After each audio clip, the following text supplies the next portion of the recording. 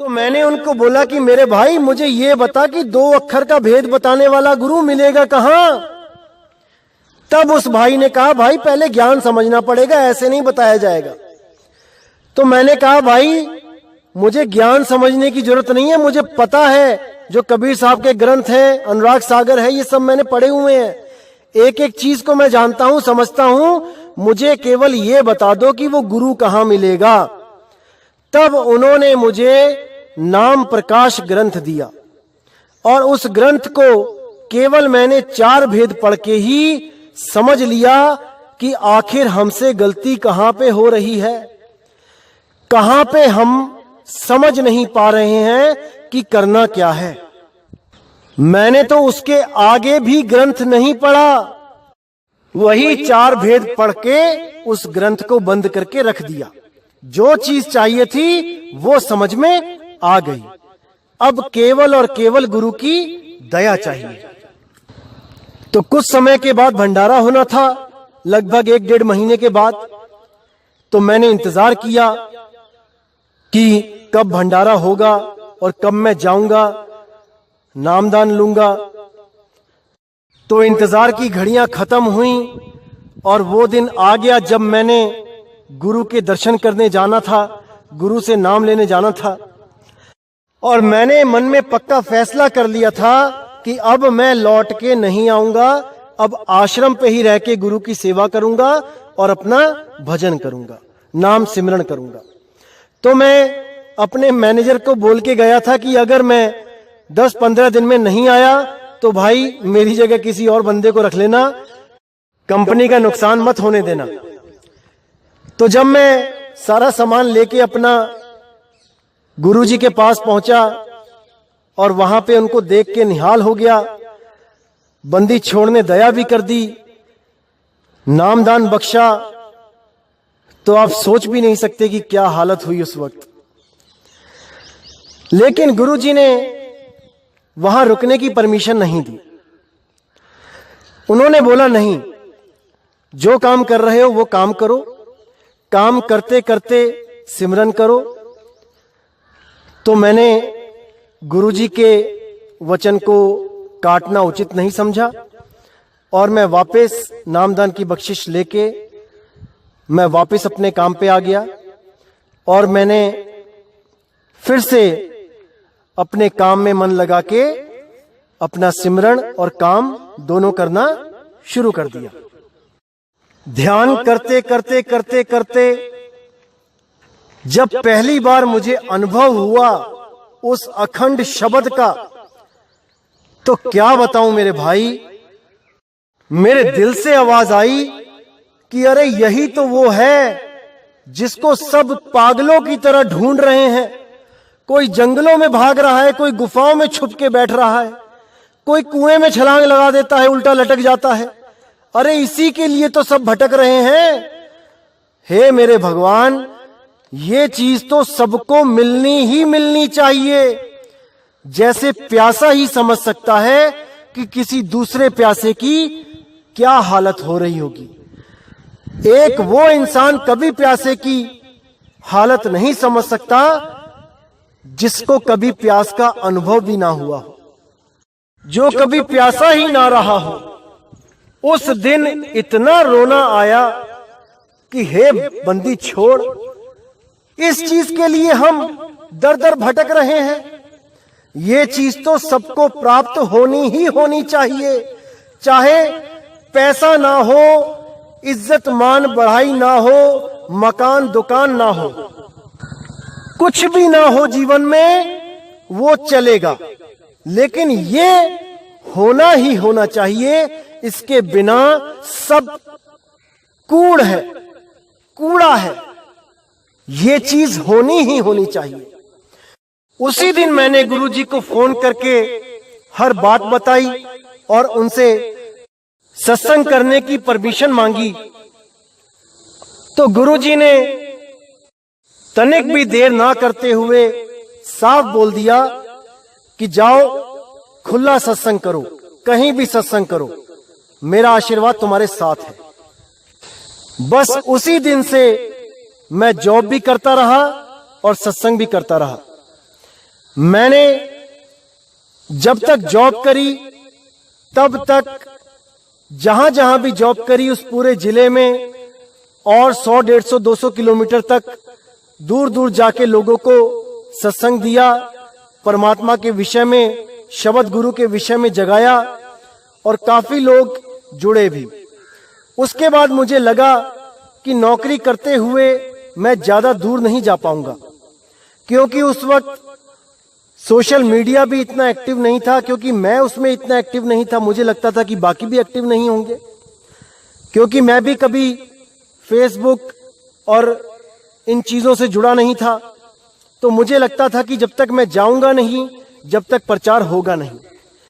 इसलिए मैंने 2013 में रिजाइन देके खुला प्रचार, खुला सत्संग शुरू कर दिया और पूरे भारतवर्ष में हर स्टेट में जा जाके लोगों से मिलके उनको कबीर वाणियां, मदन साहिब की वाणियां, बाबा नानक की वाणियां एक पन्ने पे फोटोकॉपी करके बांटना शुरू किया, उनको जगाना शुरू किया।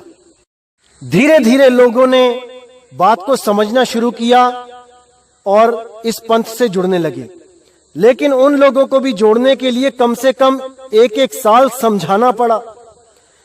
कईयों को तो 2-2 साल तक समझाया, तब उनकी समझ में आया और तब वो यहां आके नाम ले पाए। तो मुझे बड़ी हैरानी हुई कि इतने संतों ने प्रचार किया और 1-1, 2-2 साल में अगर ये लोग समझेंगे तो कितने साल तक हम प्रचार कर सकते हैं और कितने लोगों को जगा सकते हैं। हमेशा इसमें उधेड़ बुन में ही लगा रहता था मैं कि कैसे ये संदेश पहुंचेगा घर घर तक, कैसे मालिक की आवाज घर घर तक पहुंचेगी। बहुत परेशान रहता था मैं कि कैसे होगा ये प्रचार। तो धीरे धीरे करके मैंने अपनी चारों गद्दियों के जो सत्संगी थे उनको ढूंढना शुरू किया, उनसे बात करना शुरू किया और उनको भी मैंने ये समझाने की कोशिश करी कि अगर 2000 भाई भी मिलके 100-100 रुपया महीना भी दे दें तब भी 2 लाख रुपए हो जाता है और 2 लाख रुपए में हम 2 महीना इकट्ठा करके 4 लाख में 10 मिनट का प्रोग्राम टीवी में दे सकते हैं। हर दूसरे महीने भी दे तब भी कोई दिक्कत नहीं है। 1 महीना रुक के अगले महीने 10 मिनट के लिए अगर कोई सत्संग हमारा चले, इसमें भी कोई दिक्कत नहीं है। कम से कम घर घर में वो चैनल पहुंचेगा तो सही, वो सत्संग किसी के कान में पड़ेगा तो सही। और संस्कारी जीव को 10 मिनट भी नहीं, वो तो एक पल में सत्संग सुनते ही जाग जाता है कि ये मेरे कल्याण के लिए है कि नहीं। एक पल में समझ जाता है संस्कारी जीव, लेकिन उस तक बात पहुंचे तो सही। नहीं समझ में आ रहा था कि क्या किया जाए, क्योंकि उन भाइयों ने भी विशेष रुचि नहीं दिखाई 100-100 रुपए देने में भी। तो मैं बहुत परेशान रहा कि क्या किया जाए, कैसे किया जाए। फिर हार के मैंने ये सोचा कि अब मुझे ही कुछ करना पड़ेगा। तो मैंने कनाडा जाने का विचार बनाया कि मैं कनाडा जाता हूं और वहां जाके ट्रक ड्राइविंग करूंगा, क्योंकि वहां पर केवल ट्रक ड्राइविंग में ही अच्छे पैसे बन सकते हैं, बाकी नौकरियों के मुकाबले, बाकी किसी लेबर कैटेगरी के मुकाबले। क्योंकि मेरे काफी फ्रेंड्स जो कनाडा गए हैं उन्होंने बताया कि हम यहां पे काफी अच्छे पैसे कमा रहे हैं, हम 2.5 लाख रुपए बचा भी लेते हैं। तो मैंने सोचा कि ये सही रहेगा, किसी से मांगने की जरूरत भी नहीं पड़ेगी और अपनी मेहनत की कमाई से मैं प्रचार भी कर पाऊंगा। इसके चलते मैंने इमिग्रेशन ऑफिस में जा जाके पता किया कि फार्मेसी की डिमांड आई कि नहीं आई जॉब लिस्ट में कनाडा के। लेकिन मालिक को शायद यही मंजूर था कि 2-3 साल वेट करने पर भी फार्मेसी ओआईडी में नहीं आई। अगर फार्मेसी डिमांड में आ जाती तो बड़े आराम से मेरे पॉइंट्स पूरे होते और मुझे कनाडा की पीआर आराम से मिलती और मैं बड़े आराम से जाके वहां पे गुरु की सेवा में लग जाता। लेकिन बंदी छोड़ को जैसा मंजूर वैसा ही होना है। मैंने आइल्स भी किया और मैंने ड्राइविंग लाइसेंस भी बनवा लिया।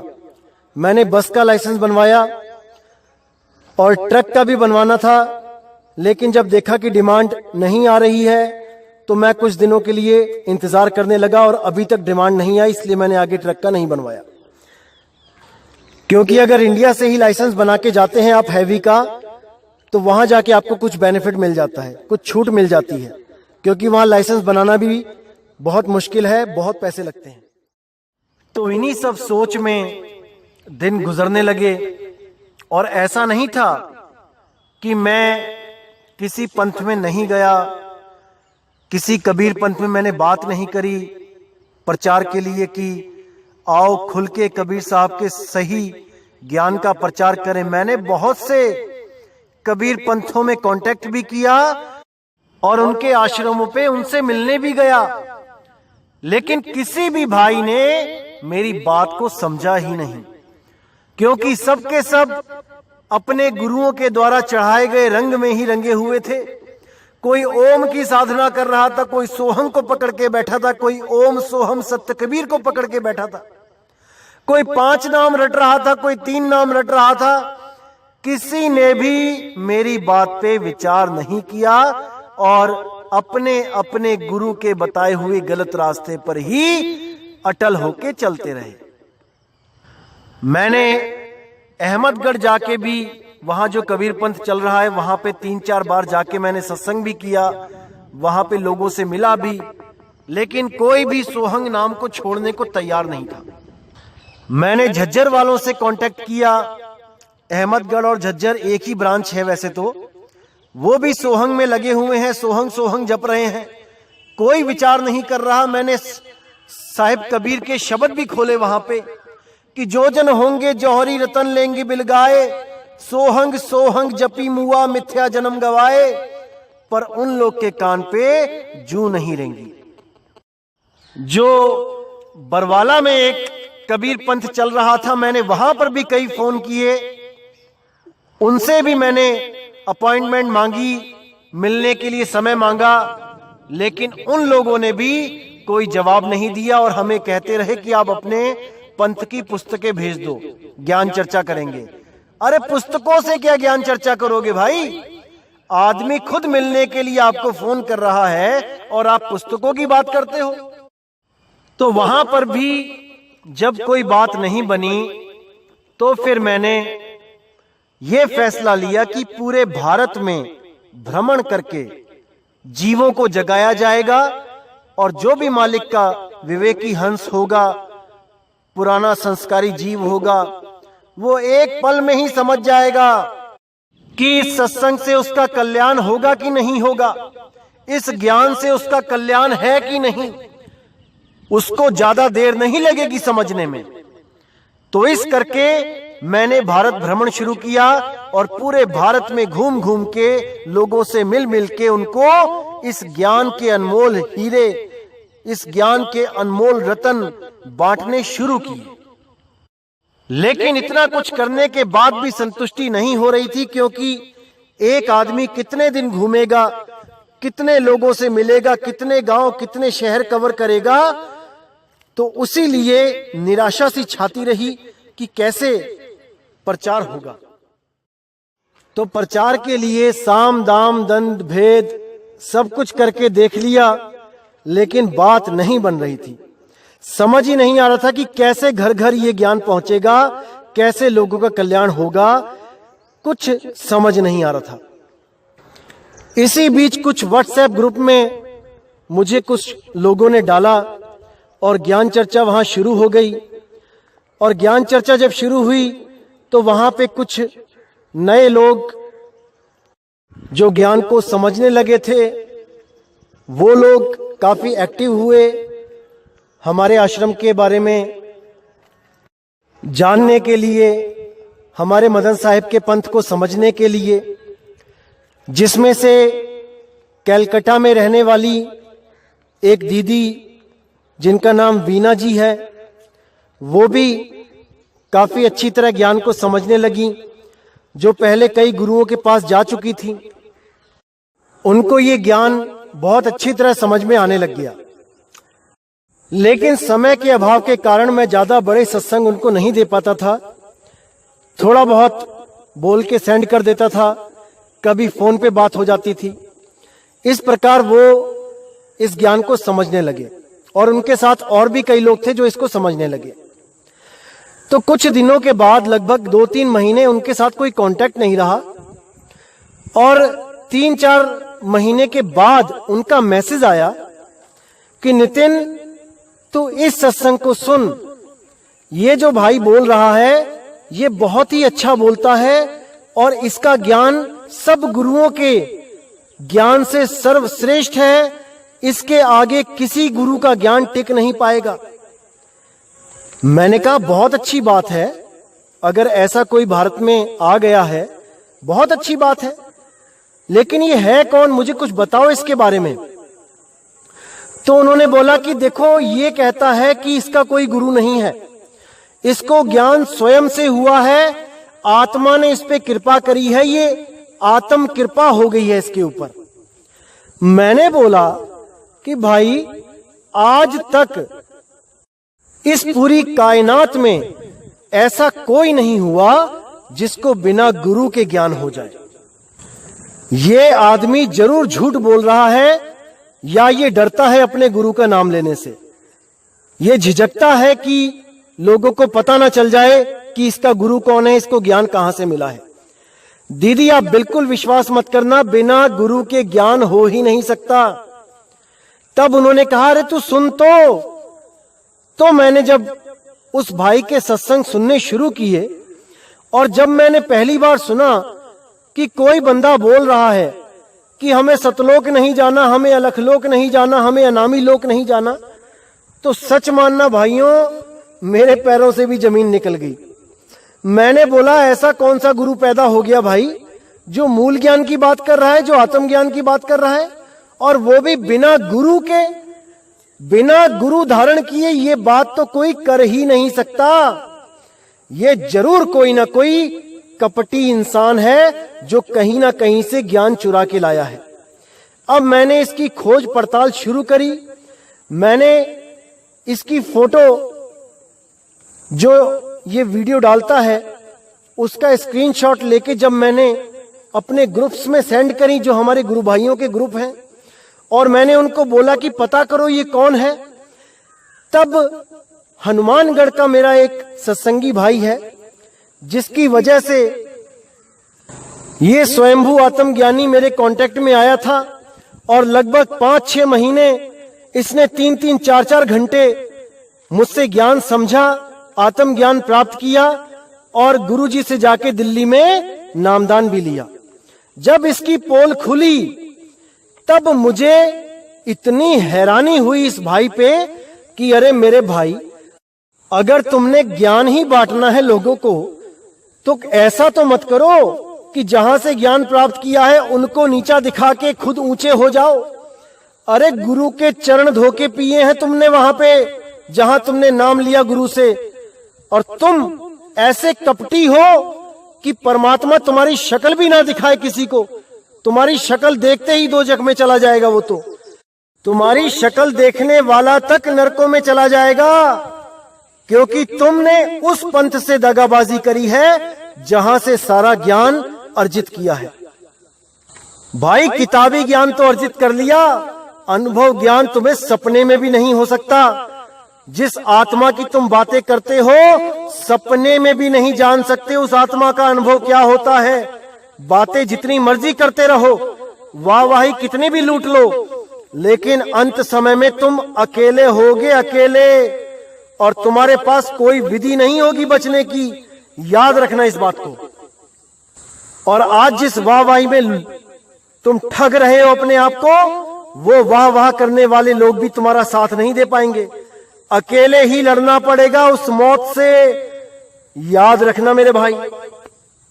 ये मैं उसी आत्मज्ञानी के लिए बोल रहा हूं जिसके बारे में मैं पिछले सत्संगों में कई बार बोल चुका हूं।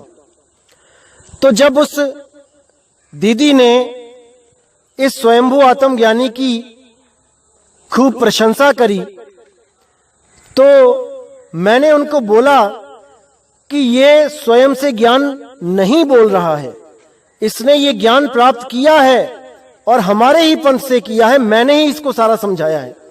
तब उनको यकीन नहीं हुआ। फिर मैंने उनको बोला कि इसका मुझे नंबर दे दो, मैं अभी क्लियर कर देता हूं कि ये कौन है और इसको कैसे ज्ञान प्राप्त हुआ है। लेकिन उस दीदी ने मुझे नंबर नहीं दिया, क्योंकि इस भाई ने उनको इस बंधन में डाला था, कोई कसम दी थी कि मेरा नंबर किसी को मत देना, और जो मैं आपको मेल भेज रहा हूं, प्रथम नाम दे रहा हूं, उसको समझने के बाद डिलीट कर देना। देखो कितना डरता है, इतना डर है इसको कि मेरी साधना, जो प्रथम साधना है, वो लीक ना हो जाए, वो किसी को पता ना लग जाए। और साधना के नाम पे क्या है वो भी आपको मैं बताऊंगा आने वाले सत्संग में कि क्या देता है ये। इतना भ्रमित कर दिया था इस भाई ने सबको। लेकिन शुक्र है बंदी छोड़ का, जो सब लोग अब जाग रहे हैं और जो लोग इससे नाम ले चुके हैं वो तक हमारे सत्संग सुन के अब वापस घर को लौट रहे हैं। नहीं तो इसने ऐसा भ्रमित कर दिया था सबको कि लहर अपदाना। तो जब मैंने इस भाई को फोन किया और इसने बोला हेलो, और उसके बाद जब मैंने अपना नाम बताया कि मैं नितिन बोल रहा हूं, तब इस भाई की मानो जुबान ही कट गई, इसके मुंह से आवाज ही नहीं निकली और 20-25 सेकंड तक ये फोन कान से लगाए खड़ा रहा, इसकी बोलती बंद हो गई। क्योंकि दोस्तों ये आपके सामने ज्ञानी बन सकता है। अगर कोई चोर किसी दुकान से कोई सामान चोरी करे तो वो गलियों में जाके तो बेच सकता है, लेकिन उसी दुकानदार के आगे जाके वो बेच नहीं सकता। वो चुपचाप गर्दन झुकाए खड़ा मिलेगा, वो आगे एक शब्द नहीं बोल सकता, क्योंकि दुकानदार अपने सामान को पहचानता है। इसी तरह इसकी हालत हो गई और ये एक शब्द भी आगे नहीं बोल पाया। जब मैंने वो रिकॉर्डिंग उस बहन को भेजी तब वो भी हैरान हो गई कि इस आत्मज्ञानी भाई के मुंह से शब्द क्यों नहीं निकला। तब उसको यकीन आया कि ये झूठा इंसान है, ये झूठ बोल रहा है। तब उस बहन ने ही मेरे अंदर ये भावना पैदा करी कि नितिन, अब तू ही बचा सकता है इन लोगों को उसके जाल से, नहीं तो ये सबको भरमा देगा। और जितने भी लोगों के दिलों में संतों के लिए प्यार है, संतों के लिए श्रद्धा है, ये सब संतों को कालदूत घोषित करवा के सबके मन से इन संतों के लिए प्रेम खत्म करवा देगा। तब मैंने इसके सत्संग सुनने शुरू किए और इसके सत्संगों में जहां पे भी वीक पॉइंट था मैंने उसको सबके सामने रखा। तब जो लोग इसको सुनते थे वो भी आश्चर्य में पड़ गए कि अब ये नया भाई कौन आ गया, क्योंकि वो मदन पंथ को तो जानते ही नहीं थे। क्योंकि मदन पंथ तो वो गुप्त पंथ था जो कबीर साहब ने प्रकट करना था 12वें पंथ के नाश के बाद। मूल ज्ञान तब लग छुपाई, जब लग 12 पंथ ना मिट जाई। तो वो तो प्रकट तभी होना था जब 12वें पंथ का नाश होना था। इसलिए बंदी छोड़ ने ये समय चुना जब इस भाई का भी अज्ञान का सफाया करना था और 12वें पंथ का भी सफाया होना था। यही वक्त उन्होंने चुना। और जब मैंने इसके सत्संग सुनने शुरू किए और इसने एक सत्संग में कबीर साहब को भी कालदूत घोषित कर दिया, तब यकीन मानना दोस्तों, मैं अपने दिल का हाल नहीं बता सकता आपको। और उस बंदी छोड़ को पता है कि नितिन अपने लिए कितनी भी गालियां सुन सकता है बिना हाय करे, लेकिन अपने गुरु वैराग साहिब और अपने मालिक कबीर साहब के खिलाफ एक शब्द नहीं सुन सकता। और जिस दिन मैंने इसका सत्संग सुना जिसमें इसने कबीर साहब को काल का दूत घोषित कर दिया, उसी दिन मैंने YouTube चैनल बना दिया और वो दिन 13 अक्टूबर था। मुझे नहीं पता था कि क्या तारीख है, क्या सन है, कुछ नहीं पता था। बस उसी दिन निश्चय कर लिया कि इसके अज्ञान की जड़ें हिला के रख देनी है। और मुझे नहीं पता था कि 12वें पंथ का भी सफाया 11 तारीख को हो चुका है। मैंने ध्यान भी नहीं दिया था, क्योंकि मुझे उन संतों से कोई लेना देना ही नहीं था जो जेलों में जा चुके हैं। मुझे कोई फर्क नहीं पड़ना था कि उनको सजा हुई है कि रिहाई हुई है। मुझे तो बस ये समझ में आ रहा था कि इस काल दूत को सही सबक सिखाना है, जो परमात्मा मालिक बंदी छोड़ कबीर साहब को काल दूत बोल रहा है। बस उसी दिन से मैंने संतों की वाणियों के सही अर्थ रख के, उनकी वाणियों पे गहन विचार आपके सामने रख के सत्संग शुरू किए। और मालिक की ऐसी दया हुई कि वो बहन भी हर चीज समझ गई, जिसकी वजह से ये YouTube चैनल बना है। और हजारों लोग जो 12वें पंथ में भी और कई अलग पंथों में जो भटके हुए थे, वो भी इस ज्ञान को समझते हुए अपने अपने पंथों को छोड़कर इस पंथ में शामिल हो गए। और जिन लोगों का कोई लेना देना ही नहीं था संतों से या कबीर साहब से, जो केवल मूर्ति पूजा कर रहे थे, जो केवल नदियों में स्नान कर रहे थे, जो केवल पत्थरों को पूज रहे थे, वो भी इस ज्ञान को समझकर इसमें जुड़ने के लिए ललायत हो गए। ये सब बंदी छोड़ की दया है, परमात्मा की दया है। तो जैसा कि मुझे नहीं पता था कि 12वां पंथ कब खत्म हो रहा है, और मुझे नहीं पता था कि मैंने कब YouTube चैनल बनाया, और मुझे कभी ध्यान देने की जरूरत भी ना पड़ती कि मैंने किस तारीख को चैनल बनाया या कब 12वें पंथ को खत्म किया गया परमात्मा के द्वारा। मुझे नहीं पता था और ना ही मुझे कभी पता चलता। लेकिन खुशी की बात यह है कि स्वयं 12वें पंथ के ही काल दूतों ने मुझे फोन किया और मुझे कंपेल किया ये बताने के लिए कि मैंने कब चैनल बनाया और कब 12वां पंथ खत्म हुआ। तो मैं भी हैरान हो गया देख के कि 11 तारीख को जो सजा मिली 12वें पंथ के कालदूत को, उसी के अगले 2 दिन बाद हमारा YouTube चैनल बना है।